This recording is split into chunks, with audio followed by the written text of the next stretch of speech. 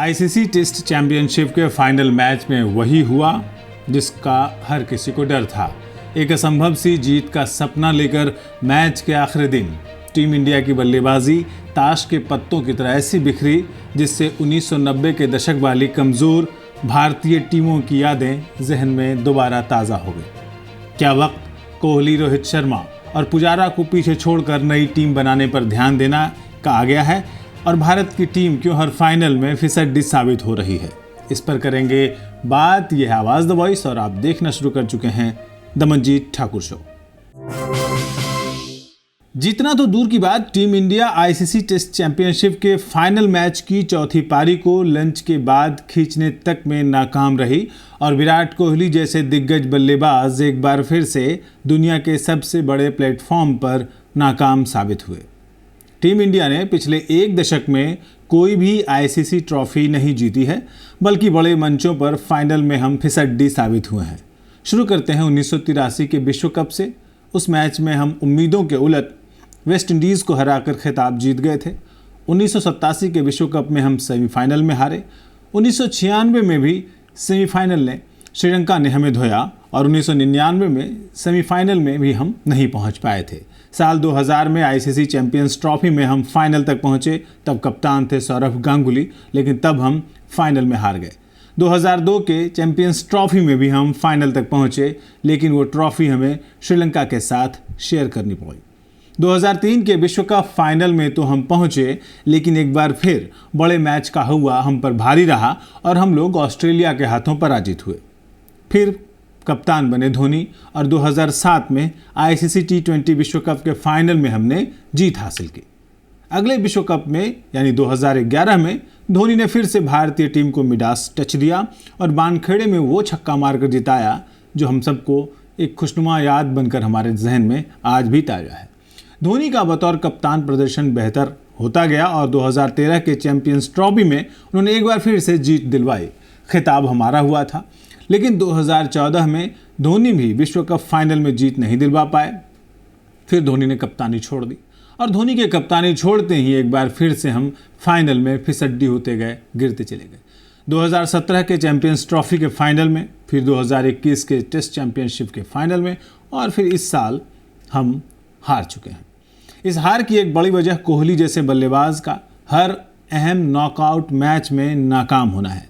इसके साथ ही बीते एक दशक में जिन 3 भारतीय खिलाड़ियों ने टेस्ट क्रिकेट में अपना लोहा मनवाया है, उनके प्रदर्शन की चर्चा भी आम है। इस फाइनल में विराट कोहली, रोहित शर्मा और चेतेश्वर पुजारा की त्रिमूर्ति की बैटिंग उस स्तर पर नहीं पहुंच पाई जिससे टीम को मुकाबले में रखा जा सके। इस हार के बाद क्या अब समय आ गया है कि इन दिग्गजों की दिक्कतों का हल खोजा जाए? इन तीनों में से सबसे अधिक हैरान करने वाला प्रदर्शन चेतेश्वर पुजारा का कहा जा सकता है। सबको उम्मीद थी कि वो ऑस्ट्रेलिया के खिलाफ बढ़िया खेलेंगे। इसकी वजह है पुजारा का काउंटी क्रिकेट में एक्सपोजर। वो ससेक्स के लिए बड़े स्कोर करते रहे हैं। उनका इंग्लैंड में क्रिकेट खेलने का महत्वपूर्ण अनुभव था, लेकिन उनसे निराशा ही हाथ लगी। अगर 2022 में चटगांव में बांग्लादेश के खिलाफ 90 और 102 रनों की उनकी पारियों को छोड़ दिया जाए तो उनकी आखिरी बड़ी पारी ऑस्ट्रेलिया के खिलाफ वर्ष 2021 में थी, जिसमें उन्होंने 77 रन बनाए थे। पुजारा ने 2021-2023 की वर्ल्ड कप चैंपियनशिप में कुल 17 टेस्ट मैच खेले हैं। इन मैचों में उन्होंने 32 की औसत से 928 रन बनाए। इस दौरान उन्होंने सिर्फ एक शतक जड़ा। भारतीय टीम के नंबर 3 पर खेलने वाले बल्लेबाज के लिए ये रिकॉर्ड चिंतित करने वाला है। अगर भारतीय टेस्ट टीम को तीसरे नंबर पर खेलने के लिए चेतेश्वर पुजारा का विकल्प तलाशना पड़े तो कौन से नाम सामने आएंगे? वर्ष 2022 की शुरुआत में घरेलू श्रृंखला के दौरान हनुमा विहारी ने इस पोजीशन पर 3 पारियों में एक अर्धशतक लगाया था, लेकिन पिछले साल ही पुजारा के बांग्लादेश में दोबारा टीम में लौटने के बाद हनुमा को बाहर बैठना पड़ा। हनुमा विहारी के अलावा तीसरे नंबर के लिए फिलहाल कोई सॉलिड विकल्प नहीं दिख रहा है। किन भारत का ये जो सिरदर्द है सिर्फ तीसरे नंबर पर ही नहीं है, ये दिक्कत इसके नीचे की बैटिंग ऑर्डर में भी है।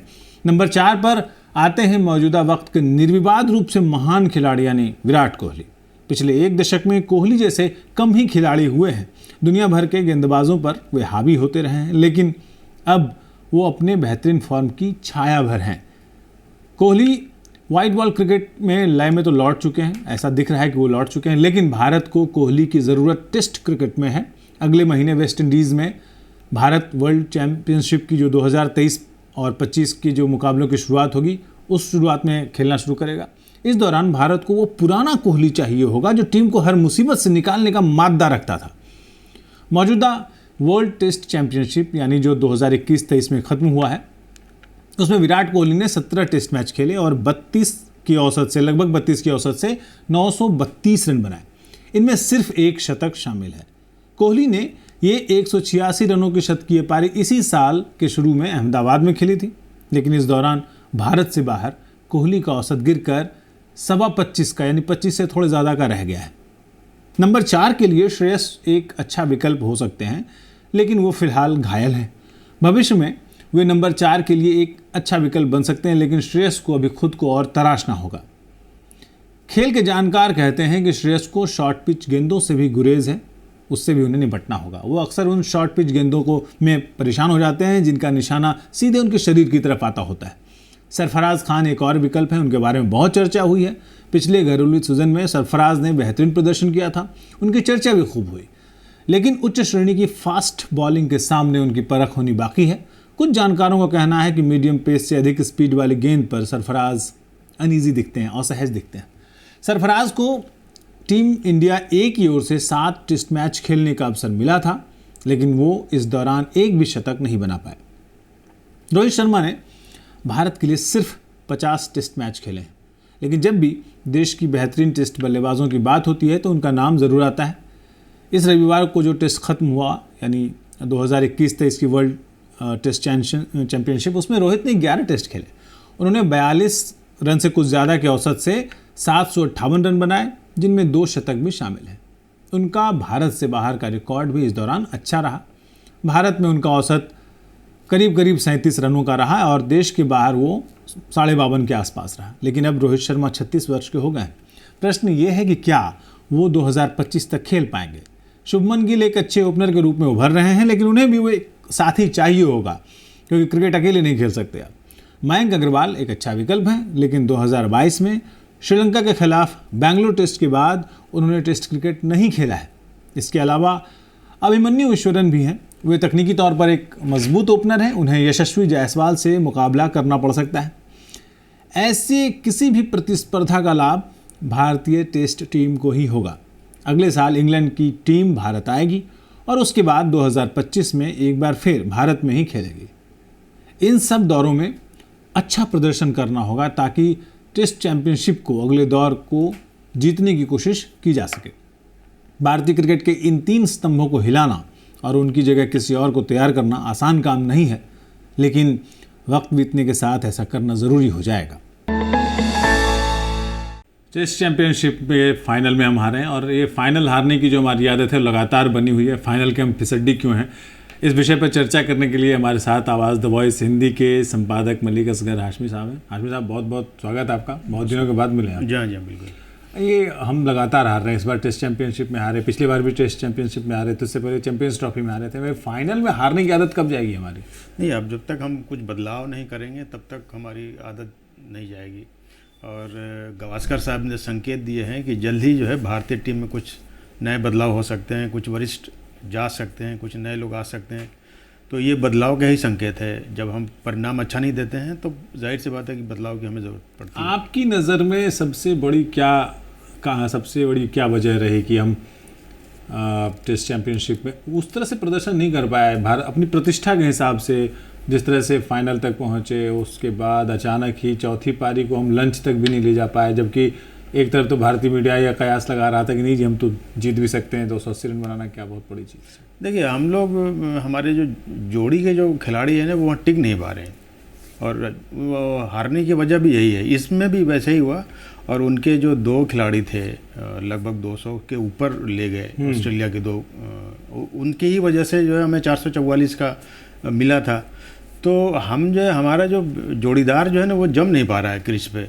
और ये मैं मानता हूँ, जैसा मैं समझता हूँ कि उसकी बड़ी वजह है हमारे हार का कारण का। क्या हम टेस्ट मैच में क्या वो बिना अभ्यास के पहुंच गए थे? आईपीएल खेलते खेलते अचानक हाँ, हमारे ये भी सवाल हो रहा है। और रोहित शर्मा कह रहे हैं कि सब हमको जो है इतने बड़े प्रतिष्ठित टूर्नामेंट के लिए, मैच के लिए हमें टाइम नहीं मिला, कम से कम 20-25 दिनों का टाइम चाहिए था। तो एक वजह तो है कि आईपीएल जो मैच है उसमें पूरा पावर गेम होता है, उसमें आप पूरी तरह से निचोड़ दिए जाते हो आप, और उसके बाद आप फिर एक बड़े गेम की तरफ जब आप जाओगे तो परिणाम आपके मुकाबले में नहीं होगा। और वहाँ आईपीएल में चूँकि हमें पूरी शक्ति इसलिए लगानी पड़ती है कि हम मोटा पैसा लिए होते हैं, हम बिके हुए खिलाड़ी होते हैं। हाँ। तो इसलिए भी हमें उनको लगता है कि इस बार का जो प्रदर्शन होगा वो अगली नीलामी में हमारा दाम ज़्यादा लगेगा।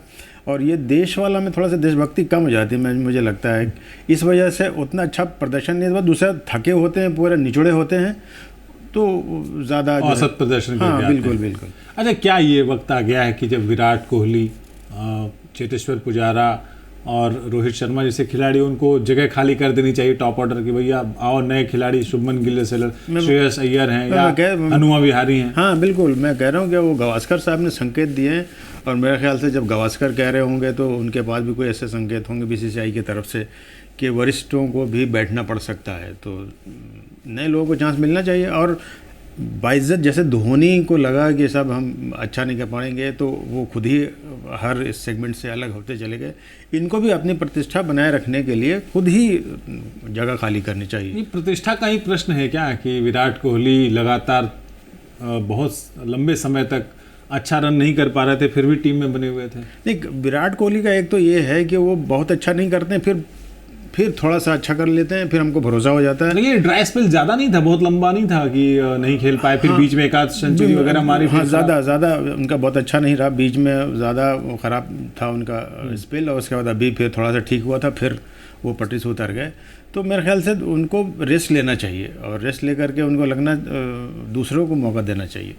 और शुभमन गिल जो आईपीएल में तो उन्होंने बहुत रन बनाए, लगभग 1000 रन लगभग, और टेस्ट मैच में जाकर के चले नहीं। मैं यही कह रहा हूँ कि आपने अश्विनी के साथ जो व्यवहार किया, उनको बैठा दिया आपने, तो एक तो मुझे लगता है कि कुछ पॉलिटिक्स भी है, और वो भी एक है कि रोहित शर्मा के ताज न लगने दें, एक हो सकता है वो भी हो। तो मेरे ख्याल से रोहित शर्मा और कोहली का ठीक से तालमेल बैठ नहीं रहा है, तो कोहली को मेरे ख्याल से बैठाना चाहिए, ज़्यादा अच्छा होगा देश के लिए। हमारे जो देश वाले कोच हैं, इंडियन खिलाड़ी जो कोच बनते हैं, वो ज़्यादा कामयाब होते नहीं हैं। द्रविड़ भी बोल नहीं रहे हैं, कुछ मुंह नहीं खोल रहे हैं, लेकिन कामयाब नहीं है। जबकि हमने जितने अधिकतर जो ट्रॉफीज़ जीती हैं वो विदेशी कोचों के सहारे जीती है। ये द्रविड़ तो कह रहे हैं कि सब हमारा जो था पार्टनरशिप सही नहीं था, और हम पार्टनरशिप अच्छा काम नहीं कर पा रहा हमारा, तो वो तो फिलहाल ये कह कर के अपना खाल बचा रहे हैं। और जहाँ तक रही बात विदेश कोचों की, तो हम लोगों ने अच्छा प्रदर्शन उनके ही ज़माने में ज़्यादा किया है, और अभी कुछ ट्रेंड चला है, हम अपने ही देश के पुराने जो खिलाड़ी हैं, वरिष्ठ खिलाड़ी हैं, उसको बतौर कोच इस्तेमाल कर रहे हैं, पर परिणाम हम नहीं दे पा रहे। आप गौर कर लीजिएगा, देख लीजिएगा कि जब से हमने ये एक्सपेरिमेंट किया है, हमारा परिणाम बहुत अच्छा नहीं आ रहा है। कोच देशी चाहिए या विलायती चाहिए, जीत चाहिए या हार चाहिए, पॉलिटिक्स चाहिए या सिर्फ गेम चाहिए? बहुत बहुत शुक्रिया मलिक असगर हाशमी हमारे साथ बात करने के लिए, और ये अपनी इंसाइट दर्शकों के साथ शेयर करने के लिए। बढ़ते कार्यक्रम में आगे। हर बार पुरानी पीढ़ी को नई पीढ़ी के लिए जगह खाली करनी होती है। सिर्फ प्रतिष्ठा के दम पर टीम में बने रहने का विशेषाधिकार किसी को नहीं मिल सकता। देश की प्रतिष्ठा किसी भी व्यक्ति की निजी प्रतिष्ठा और शोहरत से ऊपर होती है, चाहे वो व्यक्ति कोहली, रोहित शर्मा या पुजारा जैसा नाम ही क्यों ना हो। आज के शो में इतना ही, अगले हफ्ते फिर मिलेंगे। दीजिए विदा मंजीत ठाकुर को और हमारी पूरी टीम को। नमस्कार।